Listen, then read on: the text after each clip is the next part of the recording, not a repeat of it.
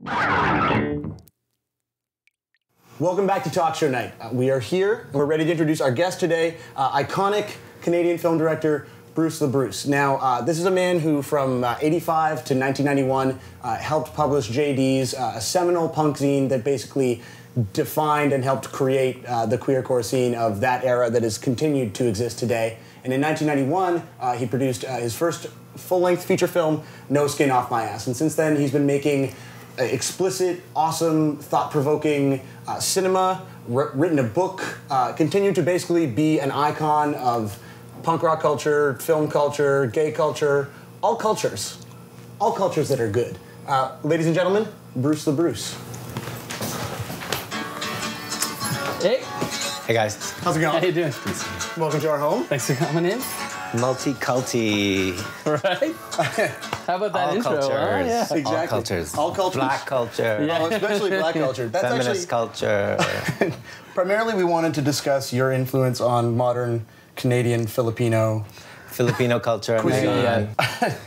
I remember reading an interview with you sort of before Otto or Up with Dead People, your last film came out, probably in Rue Morgue, where you were talking about the fact that horror audiences kind of make a habit of wanting to be exposed to extreme stuff and like the craziest shit, and you were sort of pondering aloud. You're like, horror audiences who think they're very open-minded, like our horror audience is going to be ready for like a orgy in the middle of their zombie movie. Or... Yeah, I wouldn't call them open-minded, but I mean, they're certainly up for anything in terms of like extreme representation, in terms of whatever you want, like guts, or like a woman, like in Dario Argento's last movie, where a woman got impaled like right through her vagina, out her mouth.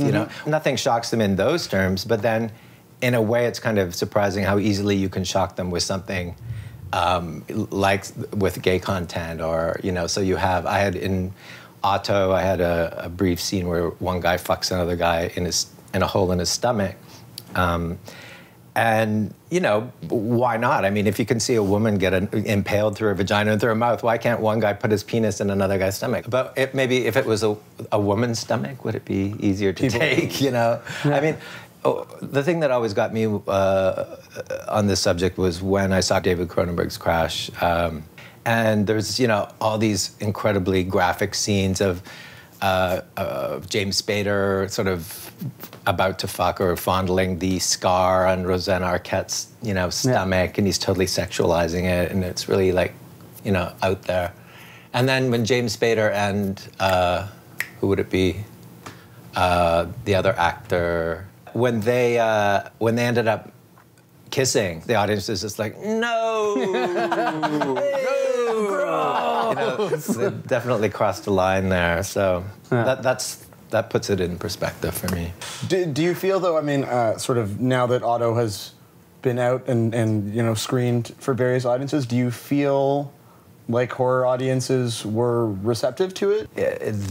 I ended up getting, in America, better reviews in like mainstream papers than in sort of independent, supposedly indie, kind of lefty kind of papers. Like Now gave me like 1 star. But then I got a really good review in like the New York Times and the LA Times. For me, it's usually the other way around. I usually get support from the indies and not from the mainstream, and it was reversed. So I didn't quite understand what's going on there. Maybe like gut fucking is just more mainstream than we thought. Yeah, I think you really like. I think the left is over it. I think there's also kind of a weird reverse.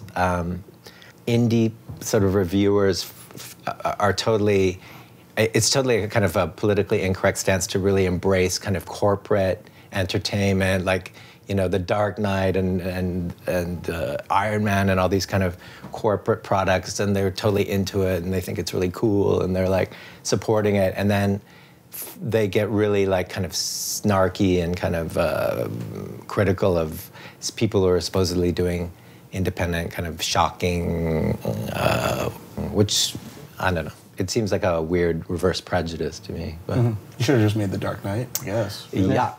I think that movie did really well. I think that was like... I've heard good things. It. I don't know. I hate it. It doesn't stand up. Really, Christian Bale needs to get a new expression. That's all I have to say. So the sort of the way horror audiences would receive Otto kind of interested me in the way that kind of what you were doing in the late '80s with JD's and sort of the reaction to homophobia in a supposedly like open-minded musical community. Yeah, in JD's we did a kind of Revenge of the Sissies kind of thing where we would show films or have fanzines with gay content in punk contexts, and these supposedly radical punks would be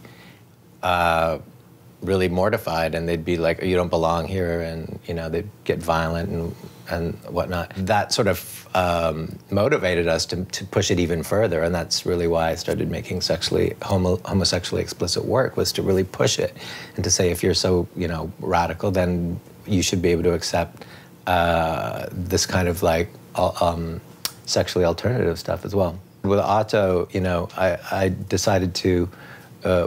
It's my idea of torture porn, which is like luring them in on the promise of a zombie splatter movie, and then torturing them with like a tender gay love story at the back of it, which kind of worked because the people were kind of stunned at the beginning, but with kind of gore, and then by the end it turns into a tender love story, and by then it was just, they were slaughtered. They didn't know. They were stunned and slaughtered at the end. Sounds adorable. Yes. Perfect. Well, we're going to come back and talk some more about all kinds of fun stuff when we come back with more talk show night at Juicebox Manor.